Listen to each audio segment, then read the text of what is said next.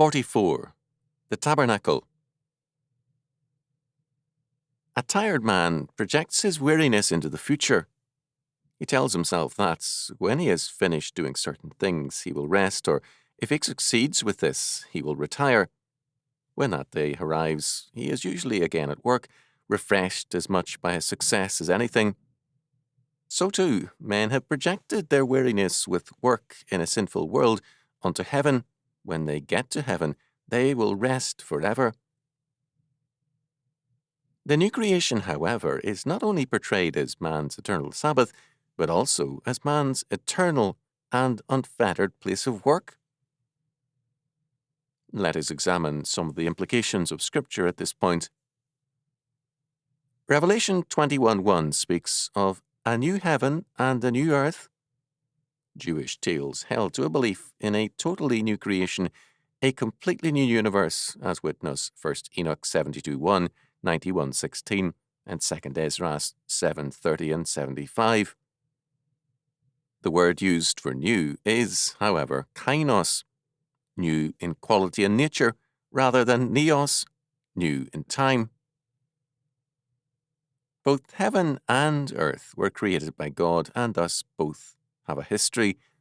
Since they are both destined to be renewed, this means that God does not despise or throw aside his original creation, although he purges it by fire. 2 Peter 3:12 and 13.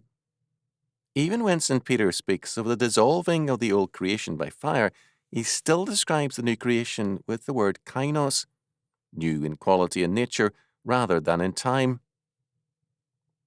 Creation and its history are not destroyed, but rather renewed, so that the new creation is essentially linked to the old.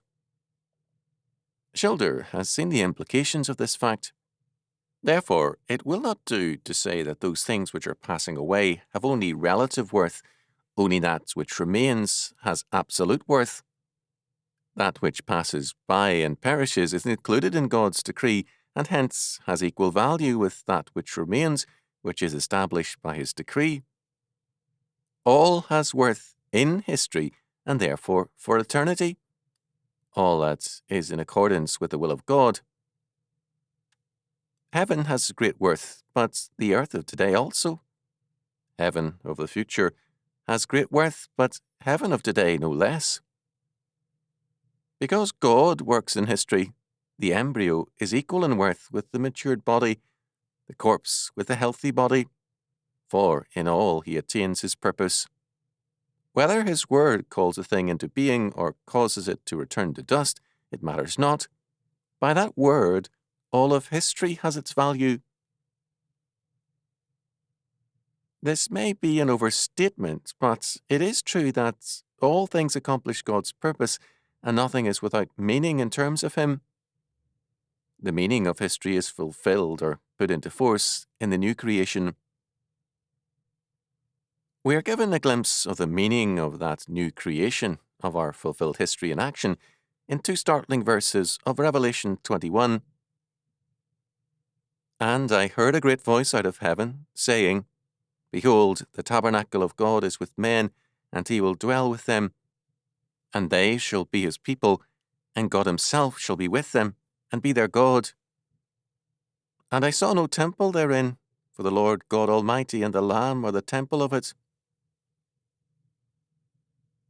Very obviously, these verses declare that the communion of God with man will be a full and glorious one, surpassing Eden.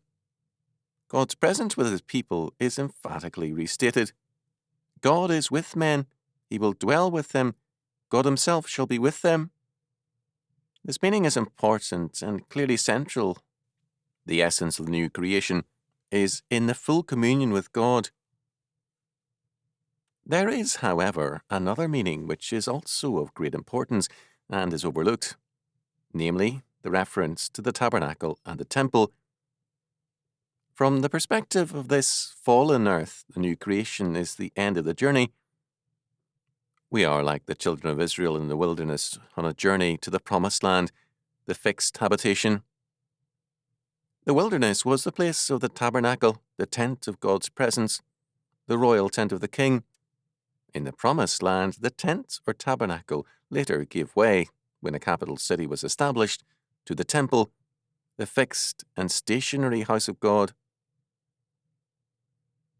We should expect God's presence with His people now to be described as a tabernacling presence with the temple ahead of us in the new creation.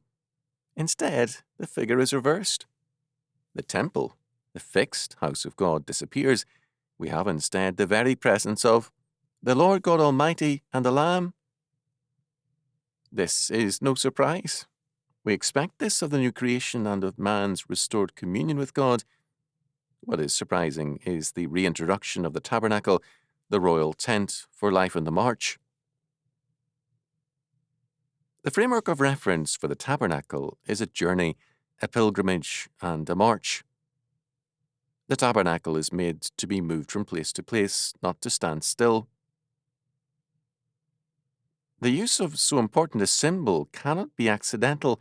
What it clearly means, when seen also in the light of the plain statement, "And his servants shall serve him," Revelation 22:3, is that in the new creation a whole new horizon of work, dominion, and movement will be open to man, with God in the camp permanently to lead man therein. It will be a movement, work, and dominion without the curse and without death. Our imagination collapses before such a prospect. We cannot visualize such a world. We are, however, very clearly shown that such a proposal lies ahead of us. We must neither deny it nor embroider it with our imagination. It is clear that our ideas of the afterlife have been moulded by pagan rather than biblical sources. In paganism, the afterlife is a land of shades, shadows, or ghosts who do nothing and who look back with longing to the old world before death, the world where the action is. The afterlife in paganism is precisely that, afterlife. The remnant of a man is barely alive, and real life is behind him. He pines hopelessly for the world he left behind. The reason why ghosts are so much dreaded in paganism is because pagans logically assume that the dead have no liking for their pallid existence, and they seek to return to the old world. Some peoples believe that the dead actively resents the more abundant life enjoyed by their relatives who have not died, and they supposedly return to show their resentment at that fuller life. The life of ghosts is static, pointless, and meaningless. Life has passed them by, and they have no function except to hate the living. The fear of ghosts is a major factor in the lives of many pagan peoples, and only those who have lived among the so-called primitive peoples can begin to be aware of their terror of the dead. Clearly, this static, pallid idea of the life to come is not biblical. The Bible points us towards the more abundant life in Christ, in time and in eternity. It gives us a vision of a new creation more glorious than the old Eden, in which a redeemed humanity is on the move, on the march with God the King. It indicates that God's purpose in creation was not set aside by the fall, nor is it set aside by death or by the new creation. It indicates a consistency of purpose in God's creative activity and a magnificent destiny for man. Very clearly in God's glorious creation, the best is yet to come. We can begin to understand something also of our Lord's meaning in the parables of judgment when He promises authority to those who wisely use their talents. And He said unto him, Well done, thy good servant, because thou hast been faithful in a very little, have thou authority over 10 cities. Luke 19:17. His Lord said unto him, Well done, thou good and faithful servant, thou hast been faithful over a few things. I will make thee ruler over many things. Enter thou into the joy of thy Lord. Matthew 25:21. Very clearly, a full and working society, organized and functioning as God's kingdom, is plainly presupposed and declared.